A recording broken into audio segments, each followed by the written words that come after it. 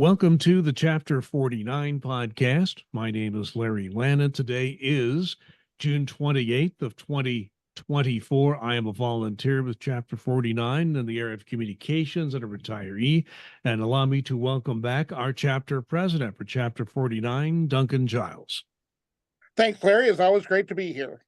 And we are very happy that we can once again have the honor of having the national president of NTEU, Doreen Greenwald, as a guest on our podcast. Doreen, welcome back. Always good to see you. Thank you, Larry. And the honor is all mine to join you two gentlemen today. So looking forward to a great conversation. And we have a lot to talk about. So I'm going to ask Duncan Giles to ask the first question of you. Yeah, Doreen, first thing I think we want to talk about is just to reassure people, because the telework thing keeps bubbling up. People are hearing that they're going to have to go back into the office and, that they're going to be forced to do this and forced to do that. And we've talked about it before, but I think coming from you, where are we on telework? What's changed, if anything, and what can people expect? Sure. So let me give you kind of a little background on telework. As you know, Duncan, we've had telework in our contracts going back to the early 90s. And originally telework was designed to really reduce the greenhouse gases and the commute and make things a little more efficient. And eventually cut down office space and save the government some money. So along comes the pandemic, and a lot of people were able to telework more than they did in the past. And as you know, we fought for years at NTEU to get CSRs and phone assisters on telework. And the agencies, put up a red flag. We can't afford it. We don't have the equipment to do it. We can't access it. And then suddenly the pandemic hits, and it's the choice between getting the work done or putting them on weather and safety leave. And lo and behold, you get a computer and you get a computer, and out the door they went to telework. And they raised during telework the level of service from 12% roughly approximately to over 85%. So we know telework works at the IRS. And NTEU's position has always been, as long as the work is portable and can be performed in a telework environment, we should explore that and do that. And so telework is live and vibrant at the IRS. IRS has also implemented what is called a remote program for remote telework for those jobs that do not have to come into the office at all.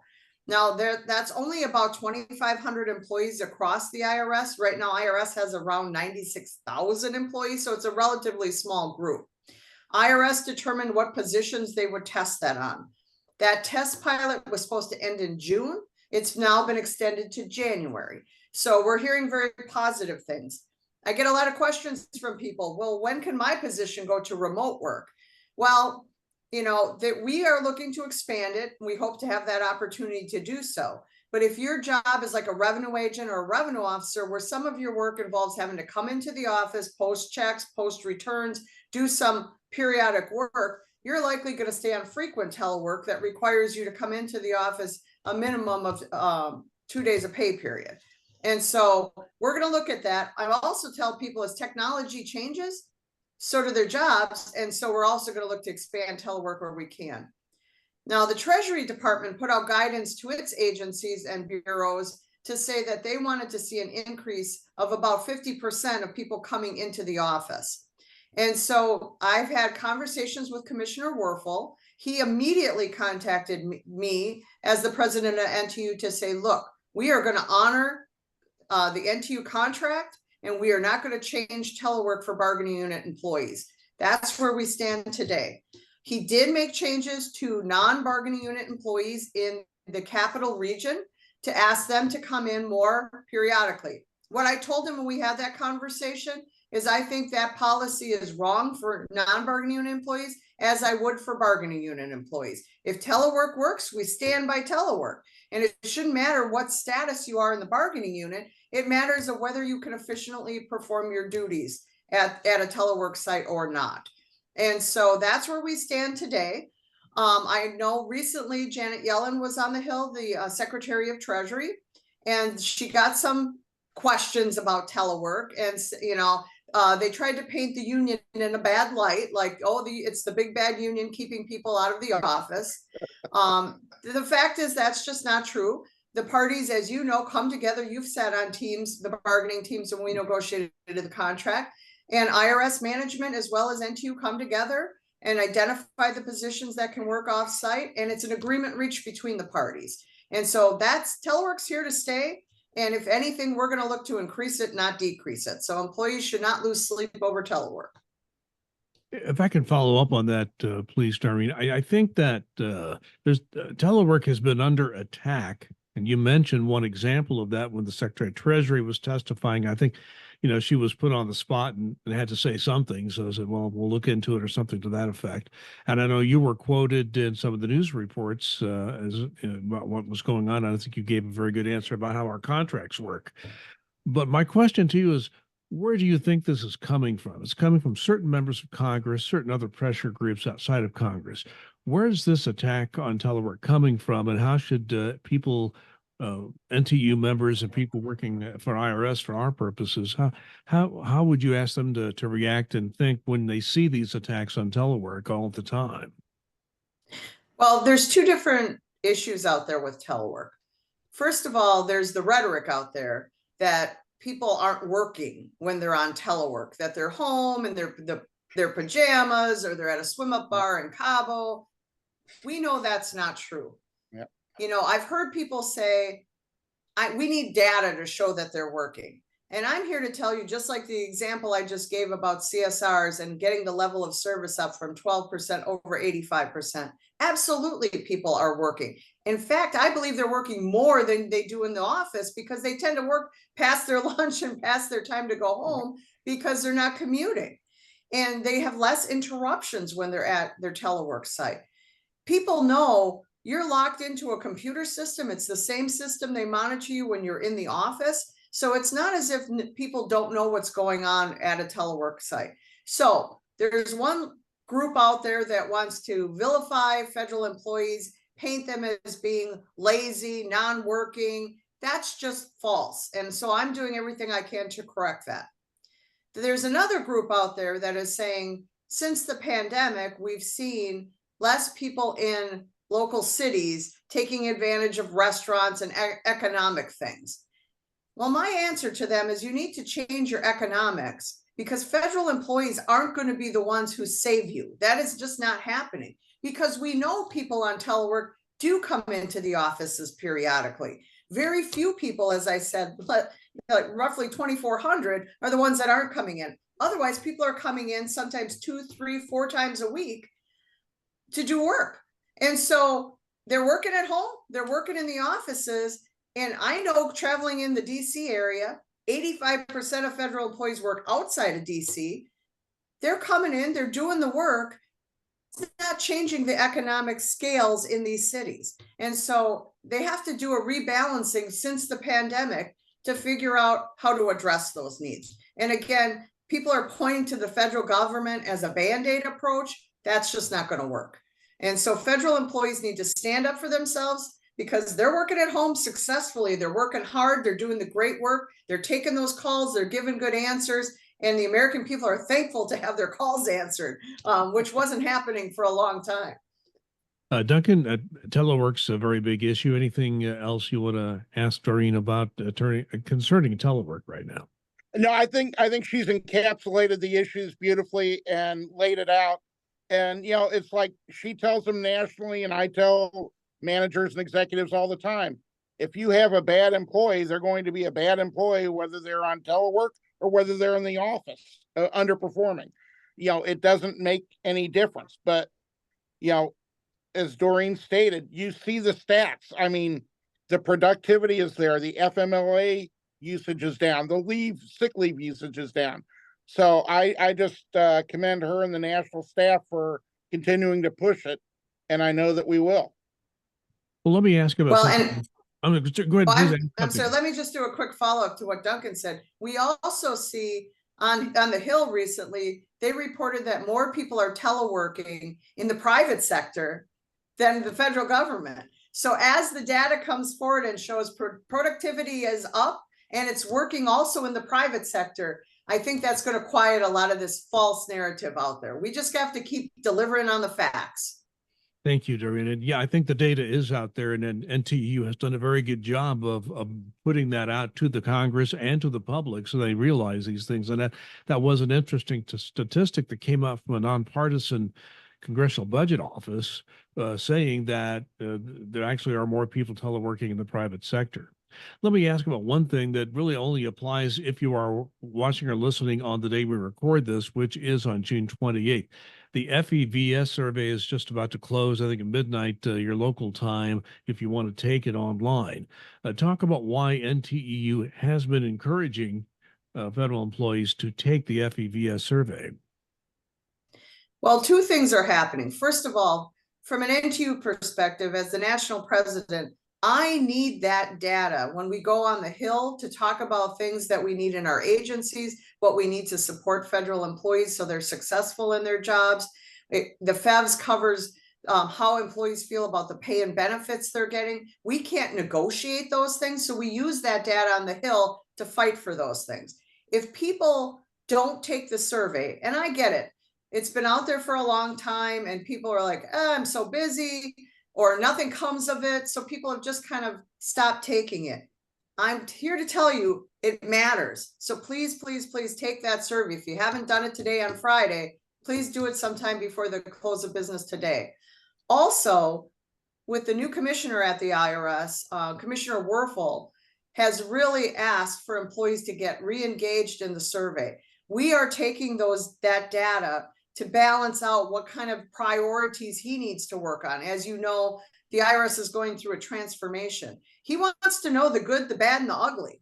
And so employees need to answer it honestly about what they're experiencing and making sure so that we can take those results and figure out and dive deeper into those as we meet with employees to learn about ways we can improve the workplace at IRS. And I'll give Duncan Giles the next question. Yeah, I want to talk about a great piece of horror fiction called the 2025 Project. And I'm sure you saw, Doreen, the Heritage Foundation gave a certain gentleman in Kentucky $100,000 to take a look at, eliminating the 100 people that might interfere in the next administration. And just to give your thoughts, people I think pretty well know my thoughts on this whole area, and would love to hear your thoughts on this. Well, I agree with you 100%, Duncan. It's a horror novel for sure. It is a very well laid out plan. It's called Project 2025, but it's also referred to as the Presidential Transition Project. So in essence, it's a conservative group, they're a think tank of all the things that they are instructing the next Republican president, and it's specific to Republicans. It's a conservative based approach on what they think should be changed to reform or redesign the federal government. And so it is broad and it is scary. And I urge people, when you're looking for your summer reading, to go online. It's available online to read. And I mean, it affects things like it introduces the concept of Schedule F. And I think people have seen a lot about that from NTEU. Schedule F is a new schedule for federal employees. Basically, you could be fired at will, meaning there would be no reason to fire you other than they feel that you're not supportive of the president of the United States and his political aspirations. As we all know, as civil servants, I worked at IRS for 35 years. We served under multiple presidents, whether Democrat or Republican. You're hired to work for the IRS. You take an oath to the Constitution, you have a position description, and you follow the laws for the tax code, and you help taxpayers understand those laws. You help educate them about that and help them meet their obligations. And then if they choose not to follow that, there's enforcement aspects of that. IRS doesn't create the rules, and IRS can't change the rules. They're there to deliver that. And what Schedule F would do is basically say, if let's say the president said, I don't want us to collect any money owed by people of my party. Normally, party has nothing to do with anything we do at the IRS. I mean, we all know IRS employees are Republicans, Democrats, Independents. They're a mirror of the country. And as I said earlier, 85% of federal employees work outside of DC. They don't care about politics. And when you come in the door, your politics don't matter because you do not use your politics in doing that work. And what Schedule F would do is introduce politics into the civil service. And then if you're contrary to those beliefs, they could remove you. And so NTEU has done a lot of things to protect people should they be moved into a Schedule F situation. But employees need to understand, let's say if you're a scientist and the science says this drug is harmful to you, but the president of the United States has stock in that company and they want it to be successful. They can tell that scientist, we don't want you talking about that, or we're going to remove you. Or if we have regulators out there who are managing banking and they say, oh, look the other way when you're auditing that bank because my friends are involved in that and I don't want them to be in harm's way. That is not how the government's supposed to work. The civil service is supposed to remain apolitical so that it's consistent through each administration. And so the administrations can respect and rely on employees to do their jobs. So that's one of the things in this Project 2025. But I mean, it looks to attack unions and prevent people from having a voice in the workplace. It looks to redesign overtime and take overtime away from workers. It looks to attack student loans. It looks to attack Medicare and how people can get advances in that. It denies climate and wants to roll back a lot of the protections there. So, I'll let the words speak for themselves. People should read it, educate themselves, and know, because the intent of this is to undermine the federal government and its ability to serve people. And that scares me as a former federal employee, and it scares me as a union president, because I know the heart and soul of federal employees is doing a great job for the American people, and this would tie their hands and silence their voices, and that scares me. As someone who worked in the communications industry before I went to work for IRS, I think a challenge you have, and even people working when I worked for IRS in certain issues, was just the difficulty in communicating certain concepts, because you go to the public and you talk about Schedule F or 2025 and the eyes start to glaze over. But I think the public got a very good read into what Schedule F and Project 2025 might offer the public. And it came from John Oliver. Now, John Oliver is a comedian. He came from Britain, came to the U.S. and has been very successful. And for years, he's had an Emmy Award-winning comedy program at HBO, and he had a whole segment on that. If you don't subscribe to HBO, you can sometimes find a version of it on YouTube for free. But I don't know, you even wrote about this to the membership. How important is it that somebody like John Oliver, a very good writer himself and a great staff of writers they found a comedic way to explain to the public, hey, this might be bad for you as well?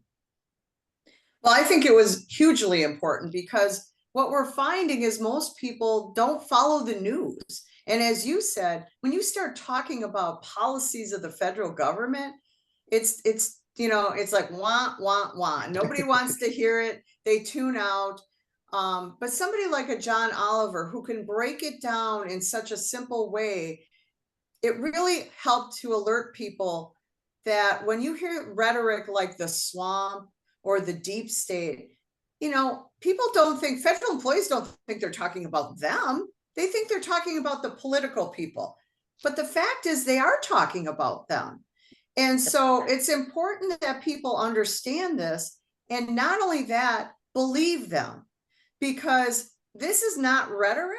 This is a plan put in place. This is the roadmap of what they intend to do if they are in office. And so you have to believe people when they tell you they're going to do that. I'll give you an example. When I was chapter president for Chapter 1 in Wisconsin, Scott Walker was governor of Wisconsin. And he ran on a platform to take away the rights of public employees in the state of Wisconsin. He won the election. When it came budget time, the budgets didn't balance, and he pointed to the fact that federal or public employees, state employees, were getting health insurance benefits that were expensive. The unions went back to the governor and said, we will work with you to cut the costs down to help balance the budget. He said, not interested in saving that money. And he put a rider on the budget to get rid of the unions. And it's been over 10 years there, and it's caused great chaos. And they lost their voice and their union in their workplace. And I used to march in around the Capitol. And when I was marching side by side with employees who had voted for Scott Walker. And I asked them, why did you vote for a guy who said he was going to do this? And they said, we thought it was just his platform. He wouldn't really do it. So my big advice to people is pay attention, learn about the stuff, and believe them when they say, this is what we intend to do to you. Because we need people who are going to stand up for federal employees, respect the work they do, and pay them for the skill level they bring. And that's my fight, along with all of our union members that we should be fighting for. Yeah, that example from Wisconsin is a very compelling one. Duncan, anything else on the 2025 issue? No, I think Doreen encapsulated it beautifully, and it's just one of those things where she's absolutely right. You need to take a look at this, because when people tell you they're going to do something, they're intending to do this. So take a look at this and make sure that this weighs into your decision on how you're going to go forward. So, Doreen, I want to switch to another issue now, if I may. We have a situation that I've known about for years, because even in the early 80s, when I began, and mid 80s, when I began at IRS, I worked what we then called the examination division. And in that division of IRS at that time, there were revenue agents and tax auditors in those days. That's what we called them. And the revenue agents, there were always a handful of them that worked in the grand jury. They couldn't tell us what they were doing. They had to have certain top secret clearances to have access to the information they needed to help federal prosecutors on the civil side with criminal prosecutions. It's very important work that the Department of Justice needs from IRS to do these very important investigations. There are people that want to switch those employees who are working this grand jury duty or other top secret clearance requiring jobs. They want to take those revenue agents and other employees, IRS loans to DOJ, and take them out of the bargaining unit, meaning they would no longer be represented by NTEU. Give us your take on that situation. Well, you're absolutely right that we have employees doing this very important work. They've been part of the bargaining unit for decades. And so recently, a new position description came out that took them out of the bargaining unit. And, we learned about it at NTU kind of after these employees started receiving this information. And it's usually protocol for the IRS to give us, the union, a heads up if they're planning to pull people out of the unit. So that didn't happen in this case. And, periodically, OPM instructs agencies to go through all of the position descriptions to ensure they're in the right status, meaning bargaining unit or non-bargaining unit. And so I don't know if this is what caught that up in it, because they are in the process of going through that. The minute NTU raised this, like, wait a minute, folks, nobody told us about this change and what's behind it, who's all impacted, etc.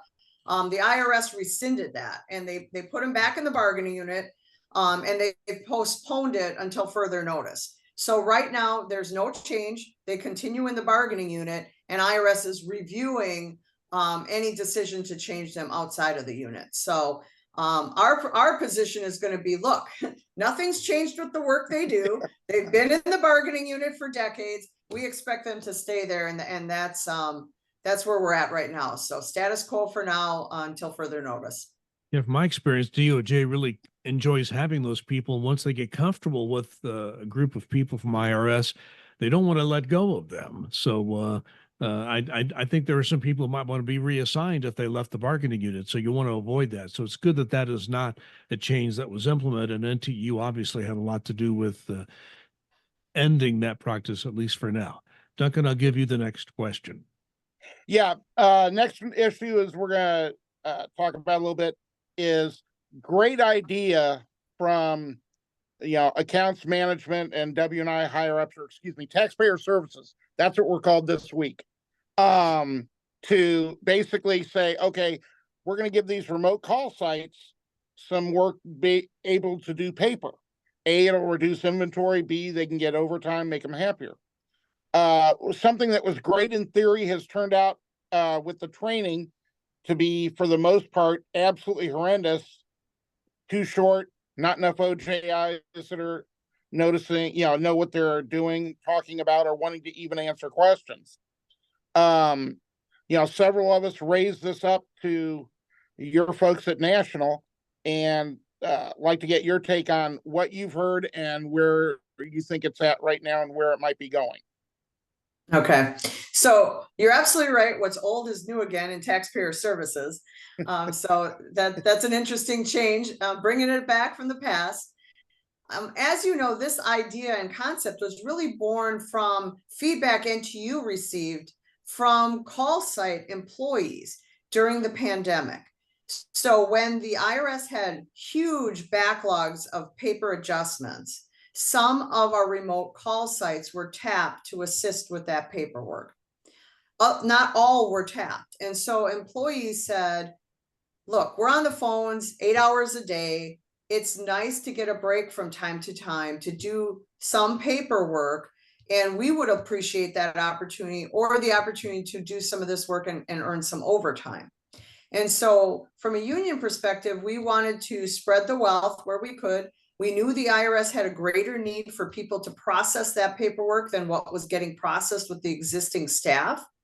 But we also understood that these folks never did this work before. And so they needed to have the proper training to do that work. And so initially, the IRS said, great idea. We would like to roll this out. We're going to do it in a voluntary fashion for people who want to step up and do this work, and we'll train them. Well, as it got implemented, the next thing we knew, the training was not voluntary, it was mandatory, which the agency has the right to do. Yep. And then we started hearing that the training was inadequate and people did not feel like they had sufficient training to do the work successfully. We've also heard from employees who have done this work for a period of time, and they say, look, if you don't train them right, the work they do is not done correctly. It gets an error, and then it's creating more work for those of us who know how to do the work to correct it. And that causes a problem. So we went to the agency and said, great idea. The implementation has not been as planned. Please pull back. Let's pause. Let's see what kind of additional training that you can do so people have a comfort level in doing this work and support to do it right the first time. The IRS said, thanks, but no thanks. We've got this, which led NTEU to file a grievance. We have a grievance meeting coming up in the early part of July. We hope to once again approach this in a collaborative way to point out, how this is not going as planned and how we think it could get back on the right track so that this is a successful project and that employees feel confident in what they're doing and they're doing it right the first way. So we're not creating double work or errors or things of that nature. And if not, we have the next step would be arbitration and taking it through a third party. So that's kind of where we're at with that. Again, I think it was a good idea. We want to make sure people have the right training and skills necessary to be successful. And that we know the work exists. We know there continues to be a high amount of adjustments and paper work that needs to be done. We think a well-trained staff can do that work successfully, and we want to see the IRS implement it that way, because we all know when things don't go well for the public, it causes negative feedback about the agency as a whole, and we should all be working to avoid that. Amen to that. Excellent, right on point. And I do want to just emphasize for those watching and listening we've received some feedback also, and we want everyone to know that NTEU has been on top of this issue from the very first moment that the union was aware of this. And that's why it is where it is today. Unfortunately, things take time. We try to settle informally out of the process, but if the agency is not willing to at that point, we have to go through a formal process. And that's why the meeting that's coming up on the grievance that has been filed about this, the actions, we'll see where they go. But I want to emphasize to everyone that NTU has been on top of this issue at the beginning, and we've tried to settle it early, couldn't get it done, and now we're in that formal process. A very good explanation on your part, Doreen. I want to ask you I want to ask you one last question because, I know at the chapter level, Duncan, and when I was a union official many years ago, we received questions all the time, comments from our membership, and I'm sure you at the national level get that as well through your chapters and directly from not just IRS, but the many agencies. I think that's 35. Tell me if I got that right. That Yes. represented. Okay, I got that right. That represented by NTEU. Explain, what you are hearing. I mean, what are federal employees concerned about? What are they happy about? What sort of feedback do you get at the national level about the state of federal employment? So you're absolutely correct. We represent 35 federal agencies. IRS being the largest of the agencies represented, followed by Customs and Border Protection. We have a bunch of financial regulatory agencies within our midst. Our most recent chapters were the Federal Housing, FHFA, as well as we've added some BLM, Bureau of Land Management chapters recently. So you can imagine the missions are widespread. But what I will tell you, there's a very common theme in all federal employees. The same issues exist, making sure people have enough staffing at their agencies to do the work they're expected to do, making sure they have the proper pay and grade. Everybody is suffering right now and needs a greater pay increase. So I hear that across the board. In some of our agencies, we are able to negotiate pay. We are not at IRS able to negotiate pay and benefits. But even that has been a struggle. As you know, Congress has been slow in getting budgets for agencies. We've talked about shutdowns far too often. We shouldn't have to be talking about that. They should be doing their job and getting proper budgets together. But pay and benefits has been a big issue across the board because people, there is a discrepancy in pay from the private sector to federal employees of about 27%. And so oftentimes employees say we need our locality pay increased. Well, locality pay is based on the cost of labor, not the cost of living as people might think. And so really having a locality pay increase, while good and justified in many locations, it's really the overall pay increase that's going to affect federal employees. And we need to shrink that gap from the 27% where it's at now to get it closer to that. And so last year, we know Biden's administration put forward a 5% pay increase, which was the greatest in almost 40 years. Huge. Now we're at 2% he's proposing. And so, that to me is not enough to keep up with the rate of inflation of last year being 3.4%. So we've been trying to work on the Hill to get what's called the FAIR Act, which was introduced. That would be a 7.4% pay increase. And so I really urge employees to get on your NTU website, go to our legislative action team and send letters to your Congress and senators, because we want them to know pay right now is not where it needs to be, and we need their help to get it bigger. And the FAIR Act would help lessen that divide and get 7.4. Even if we don't achieve the 7.4, having that in their heads that there's a need for that dollar amount will help push that 2% up higher. And so we've got to let them know we're out here, because too often federal employees are silent. And they just think, well, that's great. They're going to accept whatever we give them. Wrong. As a union, we have to stand shoulder to shoulder and be loud and proud and let them know that federal employees want to do the hard work of the federal government, but they deserve to be paid for their skill level. And that's what we need people to stand up and fight for us. A great summation there. Duncan, any final question or comment for Doreen before we wrap this up? I don't have a question. I do have a comment. As many of you know, I've been a chapter president for a little while. It'll be coming up on 23 years at the start of October. And I've worked under great national presidents. A little bit with Bob Tobias, Colleen Kelly, that guy named Tony Reardon, and Doreen, I want people to know, ranks right up there. She has done the work as a revenue officer. She's done the work as a chapter official and chief steward. She's done the work as a chapter president.